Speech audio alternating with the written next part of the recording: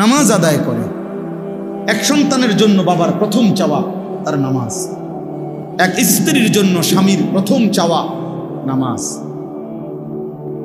এক মেয়ের জন্য বাবা মার প্রথম চাওয়া তার নামাজ, তার সেজদা, তার পর্দা, তার আখিরাত। কারণ আমরা মুসলমান,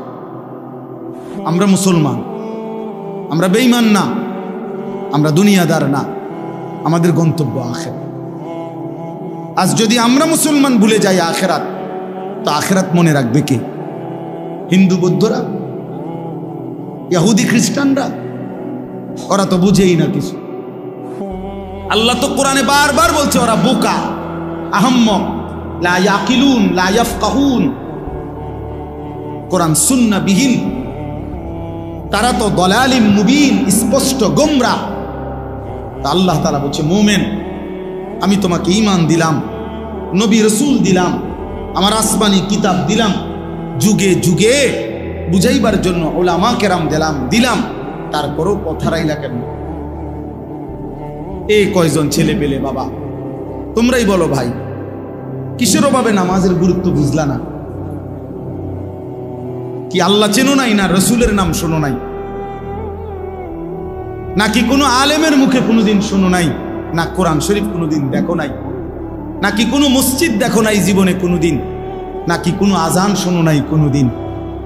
কিসের অভাবে হারায় গেলা যারা নামাজ পড়ো না? বাপ, একটা যুক্তি তো থাকবে, হুজুর আমি এমন মরুভূমিতে ছিলাম যেখানে কোনো মানুষ ছিল না, যার কারণে আমি আল্লাহ চিনি নাই, আখিরাত চিনি নাই। আমি এমন পাহাড়ের গভীরে ছিলাম, আমি এমন সাগরের তলদেশে ছিলাম যেখানে কোনোদিন আজান শুনি নাই, যেখানে কোনোদিন কারো কাছ থেকে আল্লাহর পরিচয় শুনি নাই। চারিদিকে এত মসজিদ, এত মাদ্রাসা, এত উলামা, এত টুপি, এত আজান, তারপরেও তোমরা যারা বাবা দিনের পর দিন নামাজ পড়ো না, কিসের অভাবে? কি যুক্তিতে? আল্লাহর সাথে বোঝাপড়াটা কি হবে? রাসূলুল্লাহ সাল্লাল্লাহু আলাইহি সাল্লামের সুপারিশ কেমনে হবে? কেমনে হবে? আল্লাহর নবী সাল্লাল্লাহু আলাইহি সাল্লাম বলেন, বেঈমানের সাথে ইমানদারের চুক্তি, আল্লাহর নবী বলছে আসসালাহ, নবীজি বলছেন আল আহাদ, চুক্তি। মানে আল্লাহ তাআলার নবী বলছে আমরা যেন বেঈমানের সাথে এই কথার ওয়াদা করে নিছি, চুক্তি করে নিছি, তুই আল্লাহকে সেজদা দিবি না, আমি ওয়াদা দিলাম, আমি তোর সাথে চুক্তি করলাম, আমি মৃত্যু পর্যন্ত আমার আল্লাহকে সেজদা দেব। এটা হলো মুমিন আর কাফেরের চুক্তি। অর্থাৎ তুই সেজদা দিবি না, আমি দেব। আল্লাহর নবী বলছেন ফারকু বাইনানা ওয়া বাইনাল কুফরি ওয়াশ শিরক, আমাদের ইমানদারের মাঝে আর মুশরিক কাফেরের মাঝে পার্থক্য আসসালাহ, নামাজ। নামাজ, ইমানদার সেজদা দেয়, নামাজ পড়ে, মুশরিক বেঈমান নামাজ পড়েন। নবীজি সাল্লাল্লাহু আলাইহি সাল্লাম বলছে মান তারাকা সালাতাম মুতাআম্মিদান ফাকাদ কাফারা, যে ইচ্ছে করে নামাজ ছেড়ে দিল সে কুফরি করল। খোদার কসম বাপ, তো রাসূলুল্লাহ সাল্লাল্লাহু আলাইহি সাল্লামের হাদিস। তুমি যদি দুই চার শব্দ পড়ালেখা করে কিছু বুঝো, আমরা তো পড়ালেখা করছি, আমরা বেকুব দেখে নি নামাজ পড়ি, আমরা বোকা দেখে নি হালাল খাইতে চেষ্টা করি। ওকে আহম্মক না, পড়ালেখা নাই আমগো, আমার তো সার্টিফিকেট আছে অনেকটি। কয়টা সার্টিফিকেট লাগবে? হ্যাঁ, এক পলিথিন সার্টিফিকেট হইব। আমি তো সারা বাংলাদেশে ফার্স্ট হয়েছি আলহামদুলিল্লাহ, সারা বাংলাদেশে। 1998 সালে সমগ্র বাংলাদেশে 1 নম্বর হয়েছে। আমার অনেক সার্টিফিকেট আছে, এটি কই আছে কইতেও পারি না, তুই রাখছি। তো অর্থ হইল তো বোকা না, সেজদাওয়ালা কি বোকা চাচা? ওরা কি ভাবছে, ওরা কি ভাবছে? শয়তান দুশ্মন ওদেরকে একটা চুলের মধ্যে লাগায় রাখছে, যে সারাদিন চুল ফিরাইবা এভাবে, এদের একটা কাম দিছে, শুধু চুল এটারে ফিরাইবা, চুলের উপরে 3 মাসের ডিজাইন বদলাইবা, চুলের উপরে কমপক্ষে 500 টাকা চুলের সেলুনে খরচ করবা। কারণ একেবারে স্পষ্ট কথা মনে রাখবেন, ছেলে বাবা মনে রাখো, চুলের উপরে ব্যস্ত থাকা, চুল নিয়ে, চুলের সৌন্দর্য, চুলের মধ্যে রূপচর্চা, চুল নিয়ে ব্যস্ত থাকা, এটা নারীর স্বভাব। এই জন্য এই পৃথিবীতে নারীর চুলের জন্য হাজারো আইটেমের তেল প্রসাধনী আছে। নারীর সৌন্দর্য তার চুলে, এজন্য নারী তার চুল সুন্দর রাখা, লম্বা করা, চুলের উপরে, সৌন্দর্যের উপরে বহু ফিকির করে। এজন্য যেই সমস্ত ছেলে এই চুল নিয়ে ব্যস্ত, তোর মধ্যে মূলত পৌরুষ নাই, নারীর স্বভাব তোর উপরে গালেব, এই জন্য তোর মধ্যে এই মানসিকতা। পুরুষ যেটারে বলে ওটা তুই হারায় ফেলছ। যারা তাদের মনের চাহিদার অনুসরণ করে, এই প্রিয় যুবক কিশোর বাবা, বুঝতে শেখো বাপ, নিজের হাতে নিজেরে তুলে নিও না বাবা। এই পৃথিবীতে মানুষের বাচ্চার গরু ছাগলের বাচ্চা এক না। গরু ছাগলের বাচ্চা এটা নিজের মতো চললে কোনো অসুবিধা হয় না, যার কারণে 2 বাজার পরে গাবি বিক্রি করে দেয়, বাচ্চা এমনি বড় হয়ে যায়, বাছুর, অসুবিধা হয় না। কারণ দুধ খানার মাসালা, ঘাস খানার মাসালা, আর তেমন কিছু নাই। কিছু দুধ খাবে আর ঘাস টাস খাবে, দৌড়াদৌড়ি করবে। এই গাভীর বাচ্চার এর দূরে মূল বিষয়। কিন্তু মুসলমানের বাচ্চা, মানুষের বাচ্চা এটা না ভাইয়া। মানুষের বাচ্চার ইমান, ইসলাম, আখলাক, লেনদেন, আদব, আচরণ সব কিছু সুন্দর করা, ওই আলোকে জীবন গড়া, কবর ঠিক রাখা, হাসরের ময়দান আখেরাত ঠিক করা, এটা পুরা একটা জিম্মাদারি। এই জন্য আল্লাহ তাআলা একটা বাচ্চাকে লাওয়ারিশ দেয় নাই। মাথার উপরে তার মা, বাবা, দাদা, দাদি, নানা, নানি, বড় ভাই, বড় বোন, চাচা, মামা, ফুফা, খালু, এত অভিভাবক দিয়ে আল্লাহ তাআলা তার মাথার উপরে রাখছেন যেন সে উত্তম আখলাক নিয়ে জিন্দেগি গঠন করতে পারে। এটা লাওয়ারিশ না, লাওয়ারিশ না। এজন্য প্রিয় ভাই আমার, আল্লাহ বলছে ওয়াত্তাবাউশ শাহওয়াত, যে তার মনের চাহিদার অনুসরণ করে, তার মনে যা চায় তা। কিসের আল্লাহ, কিসের রসুল, কিসের কোরআন, কিসের কিতাব? হুজুর আমি কিচ্ছু মানি না, আমি মুক্ত, আমি স্বাধীন, আমার মনে যা চায় তা। আমি 3 মাস আগে চুল রাখছি এভাবে, এখন রাখছি এভাবে। আমি একবার পরছি সিপা ফ্যান্ট, আবার পরি ডোলা ফ্যান্ট। আমার যা মন চায় তাই। আমি মন চাইলে দাঁড়াইয়া পেশাব করি, মন চাইলে বসে পেশাব করি, মন চাইলে হাঁটতে হাঁটতে পেশাব করি। না রে ভাইয়া, এটা মুসলমানের জিন্দেগি না, এটা মানুষের জীবন না, এটা মুমিনের জীবন না বন্ধু। নিজের হাতে যে নিজেকে তুলে নেয় সে শয়তান, সে শয়তান, ইবলিস। যেন ইবলিসের অপরাধের নাম কি? আনা আনা আনা আনা শব্দের অর্থ হলো আমি। কোরআন শরীফে আছে, আল্লাহ তাআলা জিজ্ঞেস করছে সেজদা দিলি না কেন ইবলিসকে? বলছে আনা খায়রুম মিনহু, আমি তার চাইতে উত্তম। আল্লাহ বলছে কি বললি? আমার সামনে বললি আমি আল্লাহর সামনে? যা ফখরুজ, বের হ অহংকারী, আজকের থেকে কিয়ামত পর্যন্ত তোর উপরে আল্লাহর লানত। যা। সেই যে তাড়ায় দিল, আর কোনোদিন ফিরতে পারছে? আমি আমার যেমন চাইতে, আপনি কে? হুজুর আপনার সমস্যা কি? আমি তো অনেক সময় বলি, অনেক ছেলেপেলে আছে না এমন, তারা একটু ভালো কথা বললে হ্যাঁ আপনার সমস্যা কি? তারা আরে বেটা বেউকুফ, আমার কি সমস্যা? তোরে না সমস্যা বেটা, আমার সমস্যার জন্য তো আমি বলছি না, তোর সমস্যা। তোর এই নারী ছবি, অশ্লীল দৃশ্য, বেনামাজি জিন্দেগি, ফজরের নামাজ না পড়া এই জীবন তোমারে জাহান্নামের আগুনে ফেলে দিবে।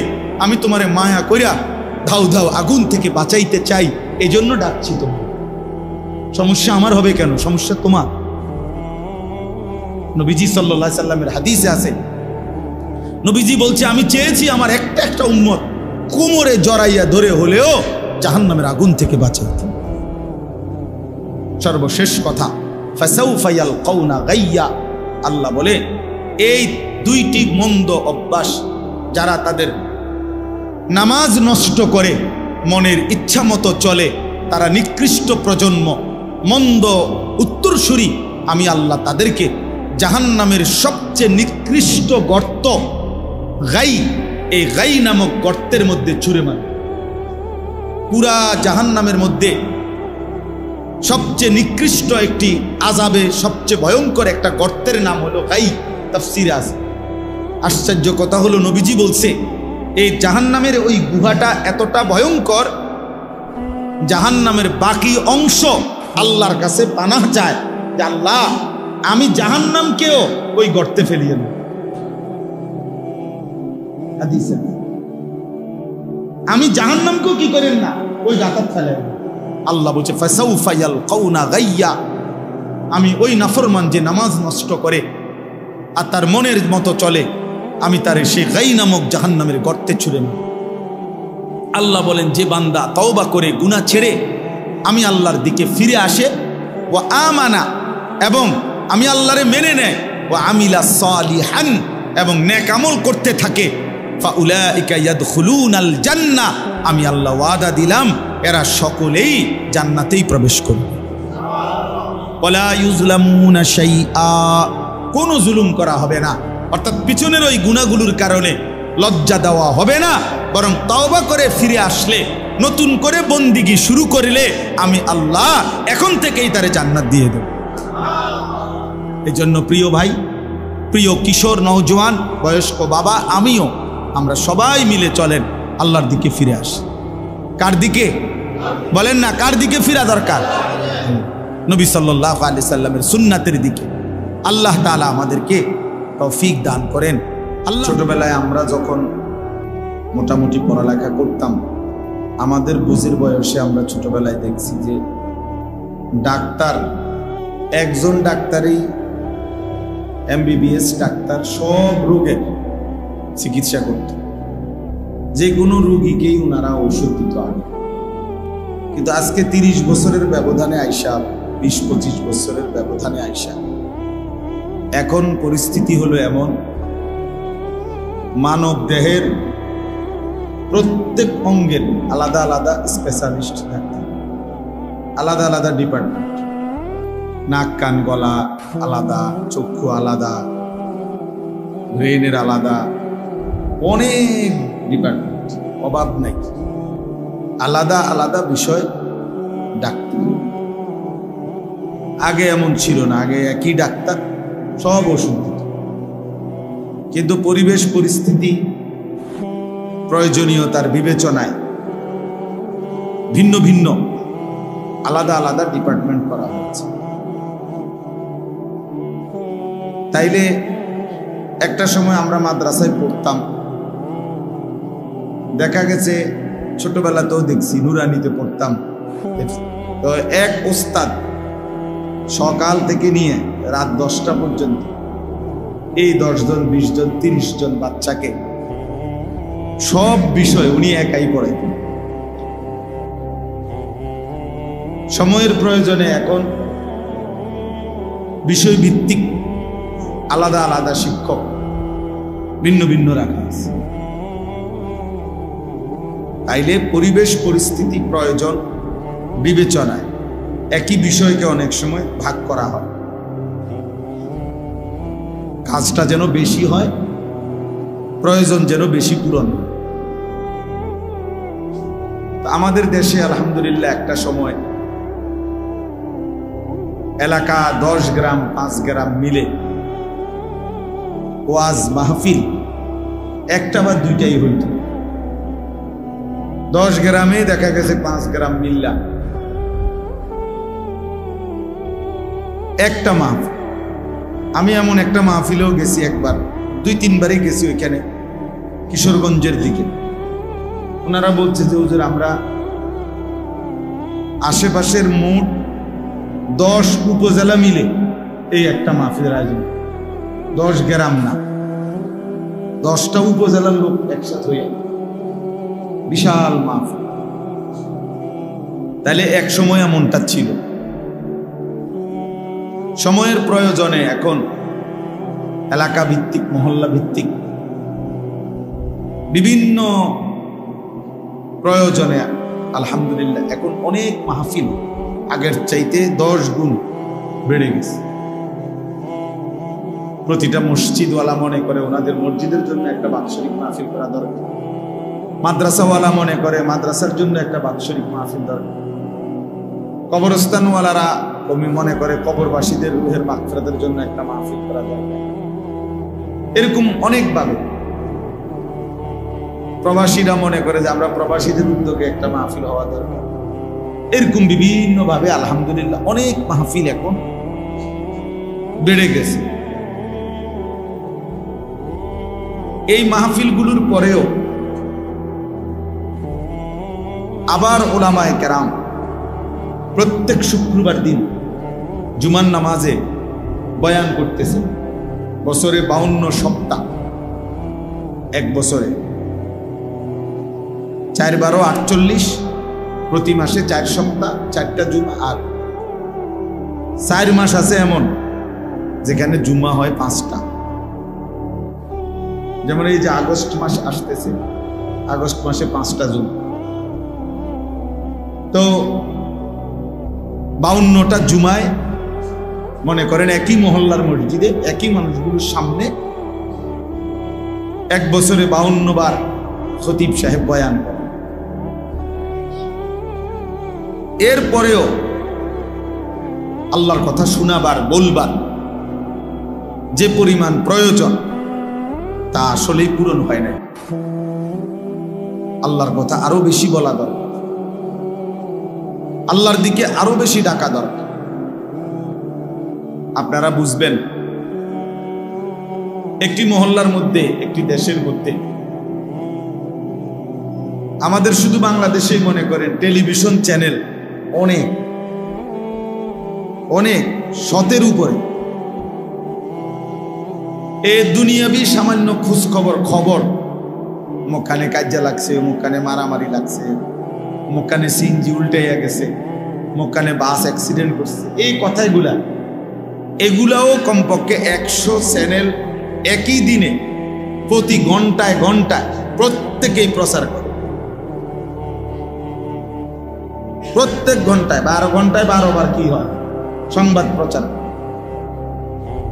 আবার অনুষ্ঠান যাই চলে নিচে দিয়া, আবার হেডলাইন এগুলা সারাদিনে উঠতে থাকে।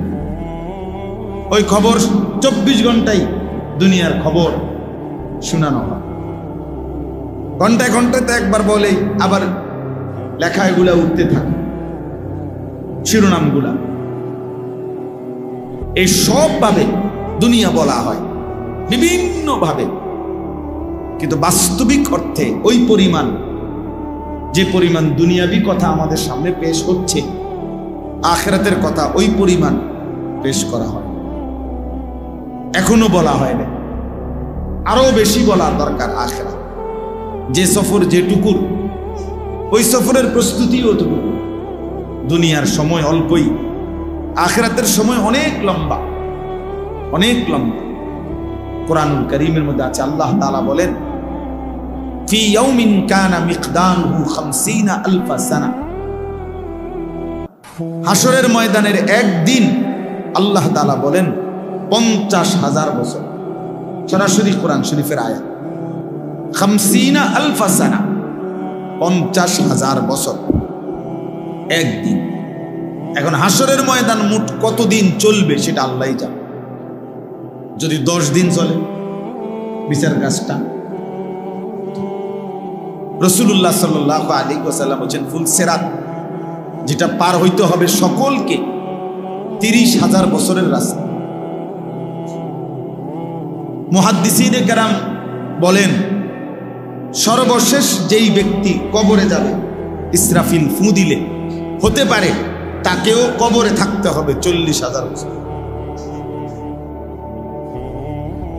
তাহলে এখন যারা কবরে, ইব্রাহিম আলাইহিস সালামের জামানায় যারা কবরে গেছে, ওই নূহ আলাইহিস সালামের জামানায় যারা কবরে গেছে, তারা আজকে কতদিন থেকে কবরে? মনে করেন নবীজি সাল্লাল্লাহু আলাইহি সাল্লামের জামানায়, আমাদের নবীর জামানায় যারা ইন্তেকাল করছে, মারা গেছে, ইমানদার হোক আর বেঈমান হোক, তারা আজকে কতদিন? আমাদের চোখের সামনে হিসাব 1447 হিজরি এখন শুরু হয়েছে। 1447 হিজরি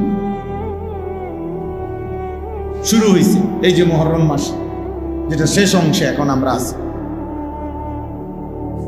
তাইলে আজ থেকে 1447 বছর আগে নবীজি সাল্লাল্লাহু আলাইহি ওয়াসাল্লাম মক্কা থেকে হিজরত করে মদিনায় গেছেন। তাহলে তার 1 বছরের মাথায় বদরের যুদ্ধ হয়েছে, 1 বছর পরে।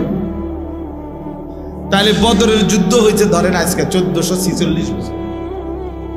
তাহলে আবু জেহেল মারা গেছে আজকে 1446 বছর। তাহলে আবু জেহেল আজকে কবরে পড়ে আছে 1446 বছর, কিন্তু মাটির উপরে কি এই পরিবার ছিল?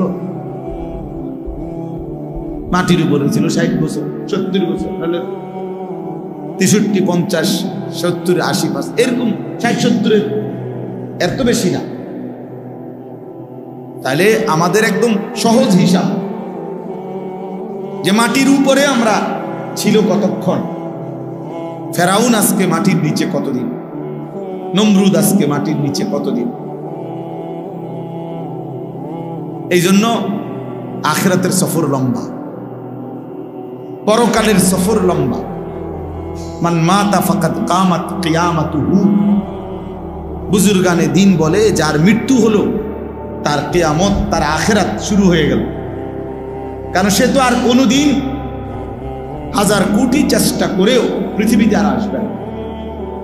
মোবাইল ঘুরান ভাইয়া, ভালো, এটা খুব ভালো কাজ, খুব ভালো কাজ। কারণ 24 ঘন্টা ফালতু কাজ করতে করতে জিন্দিগিটাই ফালতু হয়ে গেছে। এই জন্য কিছু মানুষের জীবন হলো 24 ঘন্টা শুধু মোবাইল, এটারে ঘুরাবে, এটারে ছবি উঠাবে, এইটাই মাথার মধ্যে ঢুকায় দেওয়া হয়েছে যে তোমার পৃথিবীর, তোমার 24 ঘন্টার ডিউটি একটাই। তোমার জীবনে 24 ঘন্টা ভালো মন্দ, বেড়া বেড়ি, হুজুর, পাবলিক, মসজিদ, মাদ্রাসা, স্কুল, কলেজ, যেটা পাও তোমার দায়িত্বই ছবি উঠাবে। তোমার পৃথিবীতে বানানোই হয়েছে ছবি উঠানোর জন্য, তোমার পৃথিবীতে বানানোর উদ্দেশ্যই ছবি উঠানো। তোমার জীবনটাই শুধু মোবাইল। মারা যাইলে মোবাইলের উপরে মারা যাইবা, জীবিত হইলে মোবাইলের উপরে জীবিত। এই জন্য হাজারো মানুষের দেখবেন ঘুমের টাইমে লাস্ট আমল, মানে ঘুমাবার সময় শেষ মোবাইল আছে, এই শেষ আমল। ঘুমের থেকে শোয়া অবস্থায় প্রথম হাত দিয়া মোবাইল আছে, তাহলে আখিরি আমল হইল মোবাইল। ঘুম থেকে জেগে প্রথম আমল মিনহা খালাকনাকুম ওয়া ফিহা নুঈদ। মোবাইলের উপরে মারা গেল, ঘুম গেল, মোবাইলের উপরেই জেগে উঠল। আস্তাগফিরুল্লাহ। আমার ভাই, আমি বলতেছিলাম তাহলে আখিরাতের সফর লম্বা। কোরআনুল কারীমের মধ্যে আছে, আল্লাহ তাআলা বলছেন তোমরা 1000 বছর গুনলে যেটুকু হয়, আমি আল্লাহ একদিন বললে এতটুকু হয়। আমি আল্লাহর বলা একদিন আলফা সানাতিম মিম্মা তাউদ্দুন, তোমাদের গুনার হিসাবে, তোমাদের 24 ঘন্টার দিন রাতের হিসাবে 1000 বছর সমপরিমাণ আমি আল্লাহর একদিন। একদিন তো যদি আল্লাহ বলে বান্দা একদিনই আযাব ভোগ করতে হবে, তো সেটা ধরে নেন 1000 বছর। 1000 বছর। যদি আল্লাহ বলে বান্দা একদিনই হাসরের ময়দানের হিসাব হবে, তো সেটাও ধরে নেন 50,000 বছর। কারণ কোরআন শরীফের আয়াত এটা। তাহলে আখিরাত অনেক লম্বা সফর, আখিরাতের প্রস্তুতিও অনেক বেশি। 40 দিন আমরা হজ্জের সফরে গেছি, অনেক কিছু নিয়ে গেছি, অনেক কিছু, নেইল কাটার, কেচি, ছুরি, পেলে, ছোট একটা মগ, দস্তরখান, 4-5টা মেসওয়াক, 2টা লুঙ্গি, 6টা পাঞ্জাবি, টুপি, গেঞ্জি, ব্রাশ, পেস্ট, মেসওয়াক, কত কিছু নিয়ে একটা লাগেজ বইরা তারপরে হজে গেছে। কারণ 40 দিনের সফর, অনেক কিছু লাগবে। সেখানে গিয়েও অনেক কিছু কিনতেছে, গিয়ে পড়ছি এখন বালতি নাই কাপড় দুইবার, এটা তো আর বাংলাদেশের থেকে বালতিটা নেওয়া যায় না, তো এটা গিয়ে কিনছি। এখন বালতি কিনছি তো তোর মগ কই, মগ যেটাতে গোসল করতে হলে মগ লাগবে না একটা, তো মগ এটা কিনছি। এখন ঠান্ডা লাগতেছে, হঠাৎ জ্বর উঠছে, সর্দি খুব, এখন একটা হিটারের মতো মানে যেটা দিয়ে পানি গরম করে, এইটা কম দামের মধ্যে যে কদিনে হোক অন্তত আমার দরকার, তো এইটা একটা কিনছি। এরকম সামান্যটুকু সফরের জন্য কত বেশি কত কিছু লাগে। আমার প্রিয় ভাই বাপ, এত লম্বা আখিরাতের জন্য প্রস্তুতিও অনেক অনেক প্রস্তুতি। এই জন্য আখিরাতের জন্য বলা দরকার আরো অনেক বেশি, করা দরকার আরো অনেক বেশি, অনেক বেশি। এই জন্য উলামায়ে কেরাম প্রতিনিয়ত বর্তমান সময় মানুষের ভিতরে গুনাহের প্রবণতা, আল্লাহর নাফরমানির প্রবণতা মাত্রাতিরিক্ত, মাত্রাতিরিক্ত। মানুষ যেন বানের পানির মতো, বন্যার পানির মতো বাঁধ ভাঙ্গা আল্লাহর নাফরমানির প্রতিযোগিতা করতেছে। ঘরকে ঘর, ঘরকে ঘর, ঘরকে ঘর। এক সময় তো শুধু টেলিভিশনের সামনে সবাই দেখতো, এক সময় তো নির্দিষ্ট সিনেমা হলে গিয়ে দেখতো। আজ এই বড় মোবাইল, এই আধুনিকতার এই যুগে আইসা প্রত্যেকের হাতে হাতে মোবাইল, ছোট বড়, নারী পুরুষ, এমন বহু স্বামী স্ত্রীও আছে এই যে একসাথে ঘুমাইছে, শুইছে একসাথে, ঠিক আছে, কিন্তু কারো মধ্যে কোনো ব্যক্তিগত কোনো আনন্দ, কথাবার্তাও নাই। দুইজনের দুইটা মোবাইল, উনি উনারটা দেখতেছে, বেডিয়ে বেডিরটা দেখতেছে, এরই মধ্যে দুজনের ঘুম চলে আসছে। অর্থাৎ মোবাইল আপনজনকে পর্যন্ত কেড়ে নিছে, ব্যক্তিগত আবেগ ভালোবাসাও কি করে নিছে। আপনি যেই কোনো দূরপাল্লার বাসে চড়েন, দেখবেন যে আমি বহুত দেখছি, এই বাসের আগে বাসে পরিচয় হইতো, কথা কথায় মানুষে হইতো যে কথা কথায় আমার আত্মীয় হয়ে গেছে, এরকম বলতো। এখন আর কেউ কারোর সাথে কথা বলে না, প্রত্যেকের মোবাইলই এতটাই ব্যস্ত। কুমিল্লা ক্যান্টনমেন্টে নামবে, নামার টাইমের সময়ও আমি নিজ চোখে দেখছি, সে মোবাইল থেকে মাতালগি দিয়ে কন্ট্রাক্টরে কইছে ক্যান্টনমেন্ট নামাই দিও, আবার আবার দেখতেছে, ফেসাব করতেছে দাঁড়াইয়া, অপদার্থ ওই অবস্থাতেও মোবাইল দেয় নিচে মুতের।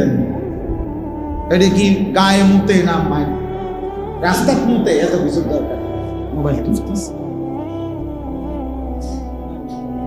24 ঘন্টা জিন্দিগি এইভাবে আমার। তাহলে এইভাবে নাফরমানি, আল্লাহর অবাধ্যতা মাত্রাতিরিক্ত, মাত্রাতিরিক্ত। বেনামাজি সব যুগেই ছিল,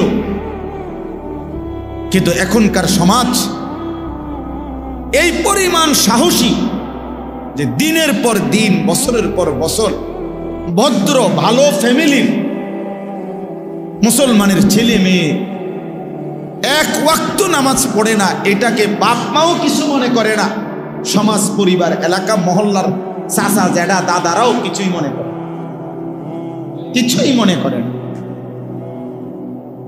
কিছুই মনে করে। অথচ ভদ্র ফ্যামিলি, ভালো ফ্যামিলি, কিন্তু ছেলে গত 1 বছরে কোনোদিন বলতে পারবে না যে ফজরের নামাজ পড়ছি, অথচ বয়স 16 বছর 18 বছর। মা বাবারও কোনো আফসোস নাই, সন্তানেরও কোনো আফসোস নেই।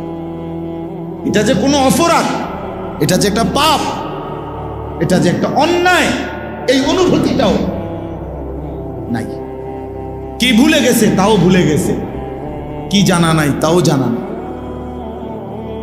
এই হলো বাপ হালাত, এই হলো হালাত, এই হলো জিন্দিগি। সারা দিন সারা রাত কারো অর্থের নেশা উপার্জনের, কারো নারীর নেশা, কারো ক্ষমতার নেশা, সবাই আমরা দুনিয়া ভোগ করার নেশায় ব্যস্ত, সবাই ব্যস্ত। আপন মা বাপ কি নিয়ে এত ব্যস্ত যে এই ব্যস্ততার কারণে ছেলেটারে কদ্দুর নামাজি বানাবে এই সময়ও হাতে নাই, মেয়েটাকে পর্দানসীন বানাবে এই সময়ও হাতে নাই, স্ত্রীকে পর্দানসীন বানাবে এই সময়ও হাতে নাই। উনি শুধু ব্যস্ত ব্যস্ত ব্যস্ত ব্যস্ত ব্যস্ত ব্যস্ত। আহা মুসলমান, কিসের জন্য কি সময় শেষ করলেন? আমার বলার উদ্দেশ্য হইল উলামায়ে কেরাম এই জন্য, ছেলে সমস্যা কি তোমার?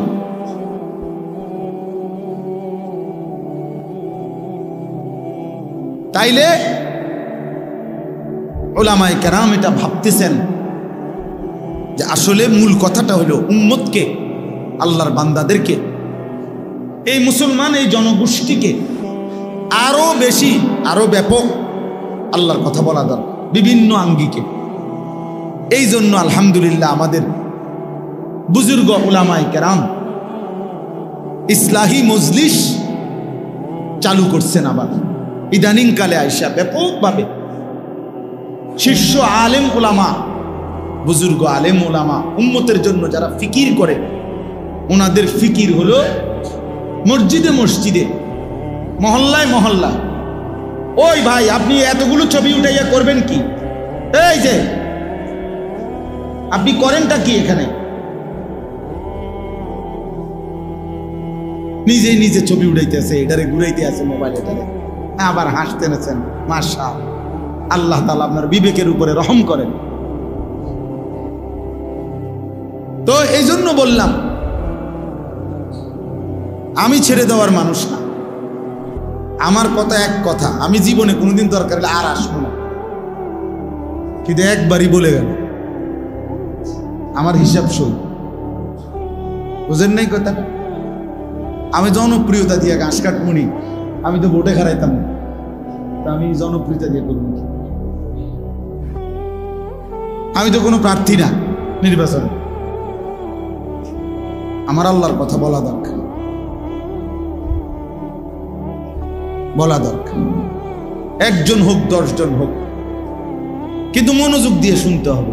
গাফেলকে বলে 1000 বছরও কোনো লাভ নেই, গাফেল 1000 বছরও কোনো। আমাদের সমাজে দেখবেন যেই সমস্ত মুসল্লি শুক্রবারে জুমার বয়ান ইমাম সাহেবের চেহারার দিকে তাকাইয়া শুনে মনোযোগ দিয়ে, তাদের জীবন খুব দ্রুত পরিবর্তন হয়। যত মানুষ গার নোয়াইয়া নিচের দিকে অমনোযোগী, হয় জুরায় হয় জিমায় অমনোযোগী, এদের জীবনের পরিবর্তন হয়। বিড়ি খায় তো খায়, আজ 60 বছর বিড়ি খায়। সাদওয়ানে গপ মারে তো আজকে 90 বছর, বাঁকা হয়ে গেছে, এখনো সাদওয়ানে গপে মারে। তাহলে আপনি আজকে 40 বছর ধরে চাচা কি ওয়াজ শুনলেন, 40 বছরেও কোনোদিনে এত লম্বা সময় আপনি বুঝলেন না আখিরাত কাকে বলে, গুনাহ কাকে বলে। 60 বছরেও কি আল্লাহর নাফরমানি ছেড়ে দেওয়ার সময় হয় নাই? বলেন ইনসাফ কি বলে? 70 বছরের সময় হয় নাই? আস্তাগফিরুল্লাহ। আপনি বুঝের হয়েছেন কতদিন আগে, কত বছর ধরে? তো এজন্য বললাম উলামায়ে কেরাম বুজুর্গানে দ্বীন ভাবতেছে, চেষ্টা করতেছে, মসজিদে মসজিদে, মাদ্রাসায় মাদ্রাসায়, মহল্লায় মহল্লায়, মাসিক হোক সাপ্তাহিক হোক, আরো বেশি আল্লাহর কথা বলা হোক। ইসলাহি মজলিস সংশোধন, ইসলাহ মানে সংশোধন, উম্মতের সংশোধন, মানুষের সংশোধন, ব্যক্তির সংশোধন, যেন এই বলতে বলতে ধাক্কা দিতে দিতে কলিজার মধ্যে, বিবেকের মধ্যে আঘাত করতে করতে যেন কিছুটা পরিবর্তন হয়। এই জন্য আমরা ব্যাপকভাবে ইসলাহি মজলিস আরো অনেক আগের চাইতে এই শীত গরম রোদ বৃষ্টি সর্বাবস্থায় ফিকির করি যে আল্লাহর কথা বলা দরকার। কয়জন এটা দেখার দরকার নাই, পোস্টার আসেনি, মাইক আসেনি, হ্যান্ডবিল আসেনি, এত কিছুর দরকার নাই। আল্লাহর কথা বলা দরকার, আল্লাহর কথা বলা দরকার। আল্লাহর কথা বলা দরকার। উচিত তো আমার শায়েখ আল্লামা মুফতি মুশতাকুন নবী সাহেব হুজুর তো বলেন যে উচিত তো হ্যান্ড মাইক নিয়া, নিজের ব্যাটারি লাগাইয়া, নিজে চার্জ দিয়া, হ্যান্ড মাইক দিয়া হকারের মতো উম্মতের দুয়ারে দুয়ারে আখিরাতের কথা বলা উচিত। যে হে ভাই, এই নামাজবিহীন সেজদাবিহীন এই জিন্দেগি তোমার জাহান্নামের দিকে নিচ্ছে। তোমার এই নারী ছবি, তোমার এই মোবাইল প্রীতি, নারী প্রীতি, হারাম উপার্জনের এই লালসা তোমার জাহান্নামের দিকে পৌঁছাচ্ছে। ওয়া ইন্নাল ফুজুরা ইয়াহদি ইলান নার, আল্লাহর নবী সাল্লাল্লাহু আলাইহি সাল্লাম বলেছেন গুনাহ ইয়াহদি ইলান নার, জাহান্নামের দিকেই নিয়ে যায়, জাহান্নামের দিকেই নিয়ে যায়। প্রত্যেক গুনার ওই পিঠে আগুন আছে। এজন্য কোরআনুল কারীমে আল্লাহ তাআলা বলেন কু আনফুসাকুম ওয়া আহলিকুম নারা, তোমরা নিজেকে এবং পরিবারের সদস্যদেরকে জাহান্নামের আগুন থেকে বাঁচাও। তাহলে দুনিয়াতে জাহান্নামের আগুন নাই, জাহান্নামের ভিতরে জাহান্নামের আগুন এখানে তো নাই, তাহলে আগুন থেকে বাঁচাও মানে কি? এখানে তো আগুনে নাই। তাই জন্য মুফাসসিরিনে কেরাম বলে এর অর্থ হলো নিজেকে প্রত্যেকটা গুনাহ থেকে বাঁচাও, কারণ প্রতিটা গুনাই আগুন। প্রতিটা গুনার ওই পিঠে অন্তর্দৃষ্টি দিয়ে তাকালে দেখা যাবে আগুনই জ্বলতেছে। নারীর ওই হাসিতে ভিন নারীর আগুন জ্বলে, মোবাইলের ওই অস্থির ছবিতে আগুনই জ্বলে, সুদের টাকায় আগুন জ্বলে, কিস্তির টাকায় আগুন জ্বলে, বেপর্দা বেহায়া নারীর সারা অঙ্গেই আগুন জ্বলে, আগুন জ্বলে। তো এই কারণে ইসলাহি মজলিস, সংশোধনের মজলিস, পরিবর্তনের মজলিস আরো ব্যাপকভাবে করার আশায় আমরা মেহনত করতেছি। ইদানিংকালে আইসা আবার আমি আমার শায়েখ আল্লামা মুফতি মুশতাকুন নবী কাসিমি হুজুরের কাছ থেকে আমি নিজে এজাজত নিছি, আলাদা অনুমতি নিছি যে হুজুর আরো ভাঙ্গা দরকার, মানে আরো আলাদাভাবে শুধু কিশোর নওজোয়ান যুবক যাদের বয়স 14, 15, 16, 30-এর নিচে, 30 বছর পূর্ণ হইলে সে মোটামুটি বিবাহ শাদী করে, এর মধ্যে করে ফেলে, সংসারী হয়, কিছুটা উপার্জনের হোক, কিছুটা হইল একটু উড়াদুরা যে বাপটা নিজের মন মতো চলার একটা কিছুটা কমে আসে, কারণ বিবি হয়েছে, বাচ্চা হয়েছে, একটা একটু হইলো কিছুটা ঠান্ডা হয়। কিন্তু 15 থেকে 30 এই বয়সী ছেলে কোনো বাধা মানে না। আগামী ভবিষ্যৎ তার কি হবে কিছুই ভাবে না। নারী, ছবি, মদ, জুয়া, জিনা, ব্যভিচার, গান, বাদ্য, আড্ডা, কারণ শরীর পুরা সামর্থ্যবান, এতটুকু সময়ের মধ্যে উল্লেখযোগ্য তেমন কোনো রোগ নাই, একদম তাগড়া শরীর, সারা রাত জাগলেও সমস্যা নাই, সারাদিন শিক্ষারলেও সমস্যা নাই, হ্যাঁ মাইলকে মাইল দৌড়াইলেও কোনো অসুবিধা নাই, কারণ তার শরীর তো যৌবনের মূল সুস্থতার সময়। এই সময়টাতে অসংখ্য কিশোর যুবক ছেলে এই পরিমাণ চরিত্রহীন হয়ে গেছে, এই পরিমাণ গুনায় ডুবে গেছে, ওইখান থেকে যার কেউ উঠাবে তো উঠাইলেও দুর্গন্ধ চুপ, উঠাইলেও দুর্গন্ধ চুপ। আমি ব্যক্তিগতভাবে এরকম শত শত কিশোর যুবকের ব্যক্তিগত ঘটনা আমি জানি, যেটা হয়তো মা বাবা আন্দাজও করতে পারে নাই। এমন ফুটফুটে আমার 10 বছরের ছেলে আজকে 18 বছর না হইতেই এই 8 বছরের ব্যবধানে তার 2টা সাফা ভিতরে ঢুকে গেল কেন? এত অল্প বয়সে তো সে এত ভাঙ্গে যাওয়ার কথা না, এত অল্প বয়সে তো চোখ এত ভিতরে যাওয়ার কথা না, এত বয়সে, এত কম বয়সে এত উদাস, এত হতাশ। চেহারা শুরু দেখলেই বোঝা যায় কোথায় হারায় আছে, কোথায় গেছে গা, কোন রাজ্যে ভাইসা গেছে খবরও নাই, খবরও নেই। মা বাবা কামাই করতেছে, বাপে ব্যস্ত, উনি সোফা ঠিক করে, খাট ঠিক করে, ফার্নিচার নিয়ে ব্যস্ত, মায়ে প্রসাদনী আর গহনা নিয়ে ব্যস্ত। সন্তান নিজের জীবন নিজের হাতে তুলে নিয়ে তার মনে যা চায় তাই করতেছে, বিনিময়ে চরিত্রহীনতা, অসভ্যতা, অশ্লীলতার চূড়ান্ত গহীন অন্ধকারে ডুবে গেছে, ডুবে গেছে। হ্যাঁ, এক যুবক আমার কাছ থেকে উত্তরবঙ্গ থেকে আসছিল, বলছিল হুজুর আমার আব্বা অনেক কষ্ট করে 2.5 লক্ষ টাকা উনার ক্যাশে জমাইছে, ফার্নিচারের ব্যবসা করে। আমি শয়তানের খপ্পরে পড়ে এই 2.5 লক্ষ টাকা বাবার চুরি করে নিয়ে অনলাইনে জুয়া খেলছিলাম, জুয়া খেলে হুজুর সব হারায় ফেলছি।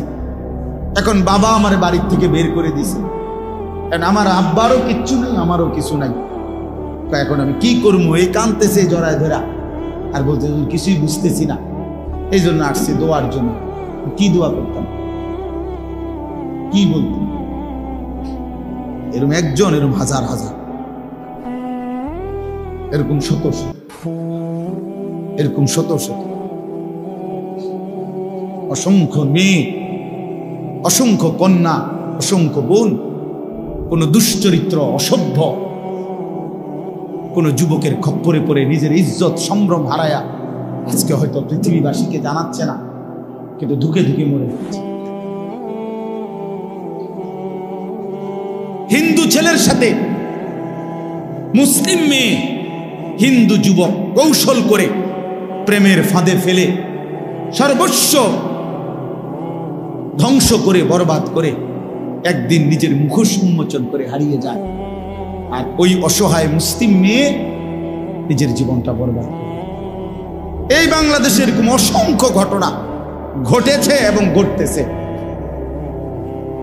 হিন্দু যুবকের খপ্পরে পড়ে মুসলিম মেয়ে শেষ, মুসলিম মেয়ে শেষ। আস্তাগফিরুল্লাহ। আমার বাপ চাচাদেরকে বুঝানোর জন্য বললাম। আরো অনেক কথা, এগুলা সব খোলামেলা বলাও সম্ভব না, সম্ভব না। আমাদের সন্তানদের গুনাহের শাহওয়াত, নারীর অশ্লীলতার, অসভ্যতার এমন অসংখ্য ছেলে আমাদের সমাজে আছে। সারা রাত উলঙ্গ ছবি দেখে, সারা দিন সারা রাত মোবাইলে, তার কামে হলো এই বড় মোবাইলটা ছাড়া একটা মিনিট সে বাঁচবে না। মাছ যেরকম পানির থেকে উঠাইলে ছটফট করে মরে যায়, এরকম মরে যাবে, পাগল হয়ে যাবে, অস্থির হয়ে যাবে, সব হারাইতে রাজি, এই মোবাইল হারাইতে রাজি। এই জন্য বাবা, নওজোয়ান ভাই, তোমাদেরকেও বলি ভাইয়া, আমরা ব্যক্তিগতভাবে এই জন্য নতুন করে আবার ফিকির করছি যে আরো কমাইয়া আইনা শুধু কিশোর যুবক, অর্থাৎ এই নওজোয়ান যারা, এদের জন্য ইসলাহি মজলিস, এদের জন্য আলাদা আলোচনা হওয়া দরকার। এদেরকে আলাদা, যে যাদের বয়স 15 থেকে 30, শুধু তাদেরকে আলাদা ডাইকা তার ব্যক্তিগত চরিত্র, আখলাক, তার নৈতিকতা, তার ভবিষ্যৎ, দুনিয়ার ভবিষ্যৎ, আখিরাতের ভবিষ্যৎ কাছে নিয়ে, দরদ নিয়ে তারে আরো বলা দরকার যে বাপ তুমি নষ্ট হইও না। স্বার্থপর এই দুনিয়া শেষ পর্যন্ত কাউকে মনে রাখে না, কারো জন্য থেমেও থাকে না। বহুত স্বার্থপর এই দুনিয়া, বহুত স্বার্থপর।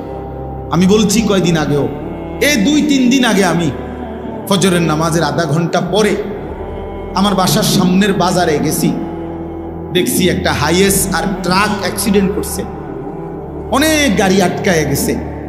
হাইয়েস গাড়িটার থেকে ভাইঙ্গা ড্রাইভারটারে বাইর করছে, ড্রাইভারটার এই সাইড পুরো গুঁড়া হয়ে গেছে, কিছুক্ষণের মধ্যে ড্রাইভারটা মারা গেছে। আহা, লক্ষণীয় বিষয় হলো চলন্ত গাড়ি তো চলতেছিল, এই ড্রাইভিং সিটে বসে এই লোকটা কিছুক্ষণের মধ্যে মারা গেল। কিন্তু এর 10 মিনিটের মাথায় একটা গাড়ি, এখানে যে শত শত গাড়ি জ্যাম বাজলো, সব গাড়ি যার যার মতো করে চলে গেল। কারো হাতে সময় নাই, কেউ কারো জন্য থামে না। বিকাল বেলা আর কেউ কারো খবরও নাই, চিহ্নও নাই, কারো জন্য কেউ অপেক্ষা করে না, কারো হাতে সময় নাই, কারো হাতে সময় নাই। এজন্য স্বার্থপর এই দুনিয়া, শেষ পর্যন্ত কাউকে মনে রাখে না, কারো জন্য থামে না। আমার আমি আমি আমি ভালো থাকলে আমি ভালো আছি, আমি মন্দ তো আমি মন্দ, আমি মরে গেলাম তো মরেই গেলাম, এই পৃথিবীর জায়গায় রয়ে গেল। তোমার জন্য কেউ থামবে না, সূর্যও না, চন্দ্রও না, আলো বাতাস রোদ বৃষ্টি কেউ না, একটা মানুষও না, একটা মানুষও না। এ দুনিয়া বড় স্বার্থপর, বড় স্বার্থপর। এজন্য বাপ আপনাদেরকেও বলি, যুবক তোমাদেরকেও বলি, তুমি নষ্ট হয়ে গেলে শেষ পর্যন্ত মনে রাখো তোমার জন্য কেউ থামবে না। আপনাদেরকে বলি বাবা, স্ত্রী সন্তানের জন্য যদি আপনি হারাম উপার্জন করে জীবনটা শেষ করছেন, কোনোদিন পাবেনও নাই। সুদের টাকা, কিস্তির টাকা, হারামের টাকা, ওজনে কম দেওয়া, ধোকাবাজি, প্রতারণা করা উপার্জন করা দরকার ছিল না। আমনের কলজার মধ্যে শয়তানে বসায় দিছে যে বউ বাচ্চার লাগে এগুলা করতেছো, করো না রে বাপ, খোদার কসম এরা মনে রাখবে না, এরা মনে রাখবে না, এরা কোনোদিন বলবে না, এরা মনে রাখবে। দুপুর বেলা জানাজা হইছে, আসরের পরে জানাজা হইছে, কানছে 2 ঘন্টা 4 ঘন্টা, জি পুত নাতি নাতনি স্ত্রী সন্তান। ওই দিনকেই এশার নামাজের পরে দেখা যাবে এরা সবাই পাশের বাড়ির থেকে ভাত তরকারি রান্দে আনছে, এরা খানা খাইতেছে, এরা গোশত খায়, মাছ খায়, ডাল খায়, সবই খাইতেছে। এরা না কাঁদছে অনেক, ওই কাঁদছে আর কি। এই জন্য আমি নিজেকে বরবাদ করে, আমার কবর, আমার আখিরাতকে নষ্ট করে, আমি আমার স্ত্রী সন্তানকে হারাম খাওয়াইতে হবে, খোদার কসম এটা কোনো মুমিন করতে পারে, কোনো মুমিন করতে পারে। আমার ছেলে কোনোদিন 1 ওয়াক্ত ফজরের নামাজ পড়বে না, আর এমন জানোয়ারের জন্য আমি কামাই করুম, কমপক্ষে আমি আনিস এমন বেকুব না। তার লগে আমার আগে বুঝাপড়া করা দরকার। তুই মুসলমানের বাচ্চা কিনা আগে এটা বল, তুই ইমানদারের সন্তান কিনা বল বেটা। যদি তুই মুসলমানের বাচ্চা হস, আমি তোর জন্য মাথার ঘাম পায়ে ফেলে কামাই করমু, আমার এই কষ্টের উপার্জনের কিনা ফ্যান, খাট, পালং, সোফা, ফার্নিচার, বাজার সদাই, আর তুই বেঈমান সারা রাত মোবাইলে নারী দেখবি, ছবি দেখবি, কোনোদিন ফজরের নামাজ পড়বি না, এমন জানোয়ারের জন্যই আমি কামাই করলাম। এমন হাইওয়ানের জন্য কামাই করতে বলছে কে? যার কপালে সেজদা নাই অত মানুষ না। এখানে আছে, দেখেন আপনি, আল্লাহ তাআলা বলছে সবচেয়ে নিকৃষ্ট মানুষ সে যে নামাজ নষ্ট করে। ফাখালাফা মিন বাদিহিম খালফুন, প্রত্যেক প্রজন্মের নিকৃষ্ট কারা? আল্লাহ বলেন আদাউস সালাহ, যারা তাদের নামাজকে নষ্ট করে দেয়। এখানে তাফসীরের মধ্যে লিখছে, অর্থ হইল যারা নামাজ ছেড়ে দেয় তারা না, বরং যারা নামাজ পড়ে কিন্তু নষ্ট করে। অর্থ হইল 3টা। 1, যে ব্যক্তি নামাজ পড়ে কিন্তু সবসময় বিলম্ব করে, যথাসময়ে নামাজ পড়ে না। 2, যে নামাজ পড়ে কিন্তু নামাজের ফরজ, ওয়াজিব, রুকু, সেজদা, তাসবিহ এগুলো ঠিকমতো আদায় করে না। 3, যে নামাজ পড়ে কিন্তু নিয়মিত জামাত ত্যাগ করে, মানে নামাজের জামাতে পড়ে না। এই ব্যক্তিকে বলা হয়েছে সে নামাজ নষ্ট করে, সে নিকৃষ্ট মানুষ। তাইলে যে নামাজই পড়ে না সে কি? সে কোনো আইটেমের মধ্যেই নেই। না, হে কোনো আইটেম নাই, হয় কোনো কি প্রকারের মধ্যেই নাই, ওর আলাদা কোনো প্রকারে নাই। বেনামাজির কোনো পরিচয়ই নাই, বেনামাজি কোনো মানুষের কাতারে না, বেনামাজি কোনো ইনসানে না, বেনামাজি কাল আনআম, চতুষ্প জন্তুর মতো, অথবা তার চাইতে নিকৃষ্ট। উপরে উঠার কোনো সুযোগ নেই, গরুর চাইতে উপরে যাইতে পারবে না সে, ছাগলের চাইতে উপরে কোনো মর্যাদা তার নাই, কুকুর বিড়ালের চাইতে বড় কোনো মর্যাদা তার নাই। আর যদি বেশি নামাইতে হয় তো এর চাইতে নামাইতে হবে, উপরের দিকে যাই। হ্যাঁ, এই জন্য বাপ, তোমরা ছেলেরা আলাদাভাবে তোমরাও ভাবা দরকার। আর অভিভাবক যে কয়জন আছেন সামনে, আপনাদেরও ভাবা দরকার আপনার জীবনের উপার্জন কি। এডি দেখাই। আমি সবসময় বলি, এগুলো কি দেখান? হুজুর আল্লাহর রহমতে বাড়ি করছি, দোয়া করেন। কিতা দোয়া করতো? তো বাড়ি তো করছেন, সারছে তো, আর কি দোয়া করতাম? এটা যাতে আর ইসরাফিলের ফু দিল যাতে না ভাঙ্গে, নাকি? কথা বলেন না কেন? তো কি দোয়া করতো? কি জমি কিনছি দোয়া করেন, কি দোয়া করতো বলে? হুজুর দোকান এটা লইছি দোয়া করেন, কি দোয়া করতো? শুধু দুনিয়া, শুধু দুনিয়া, শুধু দুনিয়া। হায় হায় মুসলমান, হিসাব দেওয়ার কথা তো আখেরাত। দোয়া চাওয়া দরকার ছিল, হুজুর ছেলে যেন নামাজি হয় দোয়া করেন, মেয়ে যেন পর্দানশীল হয় দোয়া করেন, স্ত্রী যেন সেজদাওয়ালা হয় দোয়া করেন, আল্লাহ যেন নাফরমান স্ত্রী সন্তান দিয়ে বেইজ্জতি না করে। আল্লাহ এই দোয়া, আচ্ছা এটা না চাওয়া উচিত? কোরআন শরীফে আছে ইব্রাহিম আলাইহিস সালাম দোয়া করছে। সূরা ইব্রাহিম একটা সূরা আছে, এই সূরার মধ্যে আছে ইব্রাহিম আলাইহিস সালাম লম্বা দোয়া করছে অনেকগুলো। তো এই দোয়ার মধ্যে উনি একটা জায়গায় বলছে, রব্বি জাআলনি মুকিমাস সালাতি ওয়া মিন যুররিয়াতি রব্বানা ওয়া তাকাব্বাল দুআ। ইব্রাহিম, আপনি আমাকে পূর্ণ নামাজ আদায়কারী বানিয়ে দেন। ওয়া মিন যুররিয়াতি, আমার সন্তানাদিদেরকেও নামাজি বানিয়ে দেন। রব্বানা ওয়া তাকাব্বাল দুআ। এই আশ্চর্য কথা হলো, ইব্রাহিম আলাইহিস সালাম বলছে, আল্লাহ আমার আরো দোয়া আছে, সামনে কমু হেডি, কিন্তু এই দোয়াটা এখনই আলাদাভাবে স্পেশালি এক্ষুনি কবুল করে। এটা আমার আলাদা দোয়া, আমি যেন হই নামাজি, আমার সন্তানগুলো যেন হয় নামাজি। এই হলো বাবার মূল দোয়া। ইসমাইল এবং হাজেরা, আপনারা সবাই জানেন ইব্রাহিম আলাইহিস সালাম আল্লাহর হুকুমে স্ত্রী এবং সন্তান কোলের বাচ্চাকে ওই মক্কা শরীফ মরুভূমি, একটা গাছ নাই, পানি নাই, মানুষ নাই, এরকম মরুভূমিতে রেখে আসছিলেন কিনা? কথা বলেন না। এ যখন যেদিন রেখে আসছে, একটা মানুষ নাই, এক বেলা খাবার নাই, এক ফোঁটা পানি নাই, বসার একটা জায়গা নাই, উত্তপ্ত মরুভূমিতে।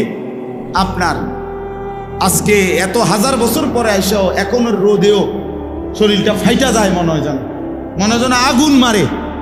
এই হজ্জে উমরায় আমরা যে যাই, দেখি আরাফার ময়দানে, মিনার ময়দানে কি গরমটা, কি গরম, কি গরম। অথচ গাড়িতে এসি, হোটেলে এসি, হারাম শরীফের ভিতরেও কি এসি, কিন্তু এই এয়ার কন্ডিশন ছাড়া 5 মিনিট 7 মিনিটের কষ্টে ঘামে জামাটা সব ভিজা যায়। তাইলে এই ওই সময়ের এই প্রচন্ড উত্তপ্ত গরমের পরিবেশেও কোরআন শরীফে আছে, বাবা ইব্রাহিম আলাইহিস সালাম স্ত্রী সন্তানকে দেখে খোদার কসম প্রথম দোয়া করছে আল্লাহর কাছে, রব্বানা লিয়ুকিমুস সালাহ, আল্লাহ আমি আপনার কাছে দোয়া করি আমার স্ত্রী সন্তান যেন নামাজ আদায় করে, আপনাকে যেন না ভুলে। ভাত মিললে মিলবে, পানি মিললে মিলবে, সেটা আপনার মর্জি, দিলে দিবেন, না দিলে না দিবেন, খাওয়াইলে খাওয়াইবেন, পান করাইলে করাইবেন, তো রব্বানা লিয়ুকিমুস সালাহ, তারা যেন নামাজ আদায় করে, নামাজ আদায় করে। এক সন্তানের জন্য বাবার প্রথম চাওয়া তার নামাজ, এক স্ত্রীর জন্য স্বামীর প্রথম চাওয়া নামাজ, এক মেয়ের জন্য বাবা মার প্রথম চাওয়া তার নামাজ, তার সিজদা, তার পর্দা, তার আখিরা। কারণ আমরা মুসলমান, আমরা মুসলমান, আমরা বেঈমান না, আমরা দুনিয়াদার না, আমাদের গন্তব্য আখিরাত। আজ যদি আমরা মুসলমান ভুলে যাই আখিরাত, তো আখিরাত মনে রাখবে কে? হিন্দু বৌদ্ধরা, ইহুদি খ্রিস্টানরা? ওরা তো বুঝেই না কিছু। আল্লাহ তো কোরআনে বারবার বলছে ওরা বোকা, আহম্মক, লা ইয়াকিলুন, লা ইয়াফকাহুন, কোরআন সুন্নাহ বিহীন, তারা তো দলালিম মুবিন, স্পষ্ট গোমরা। আল্লাহ তাআলা বলছে, মুমিন আমি তোমাকে ঈমান দিলাম, নবী রাসূল দিলাম, আমার আসমানি কিতাব দিলাম, যুগে যুগে বুঝাইবার জন্য উলামা কেরাম দিলাম, তারপরও পথ হারাইলা কেন? এই কয়জন ছেলে পেলে বাবা, তোমরাই বলো ভাই, কিসের অভাবে নামাজের গুরুত্ব বুঝলা না? কি আল্লাহ চেনো নাই, না রসুলের নাম শোনো নাই, নাকি কোনো আলেমের মুখে কোনোদিন শোনো নাই, না কোরআন শরীফ কোনোদিন দেখো নাই, নাকি কোনো মসজিদ দেখো নাই জীবনে কোনোদিন, নাকি কোনো আজান শোনো নাই কোনোদিন? কিসের অভাবে হারায় গেলা যারা নামাজ পড়ো না? বাপ, একটা যুক্তি তো থাকবে, হুজুর আমি এমন মরুভূমিতে ছিলাম যেখানে কোনো মানুষ ছিল না, যার কারণে আমি আল্লাহ চিনি নাই, আখেরাত চিনি নাই।